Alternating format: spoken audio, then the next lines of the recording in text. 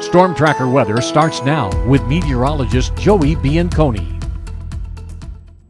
Welcome back, everybody. Happy Wednesday. It's a bit warmer out there for some of the states. We're in the 30s and 40s as compared to the 20s and 30s yesterday. Most of us around maybe 5 to 10 degrees warmer. Helena, a little bit cooler out there at 34 degrees right now. So our upper level pattern. We have a pretty strong ridge of high pressure off into the Pacific, our jet stream going way up to the north of us, but this little center of low right here is going to make its way into Montana later on today, bringing some cooler air, at least for our afternoon temperatures. Only have highs in the 50s and 60s today. And we're already starting to see the influences of that little trough with some showers across the Continental Divide, the Rocky Mountain front, and into north central Montana along the high line. So cold front will continue to push towards the south and east today. By about noon, we'll start to see some thunderstorms fire along that front and move towards the south and east. Great Falls, we'll hear some rumbles of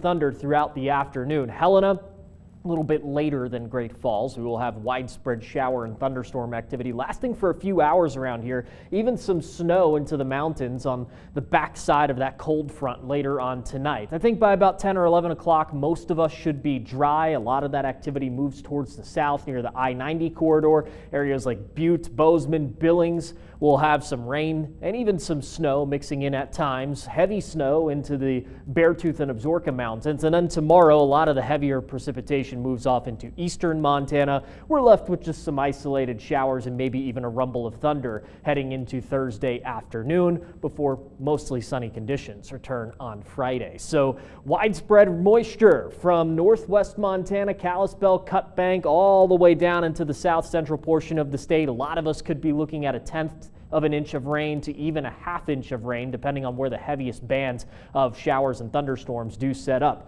We'll see about 1 to 3 inches of snow in the higher peaks along the Continental Divide, maybe up to 1/2 foot of snow in some of the Beartooth Mountains as that front kind of stalls out there overnight tonight and into tomorrow morning. The wind, not really going to be much of an issue with this storm system, but a few of the thunderstorms today could produce some gusty winds at times, maybe up to 30 to 40 mile an hour isolated gusts.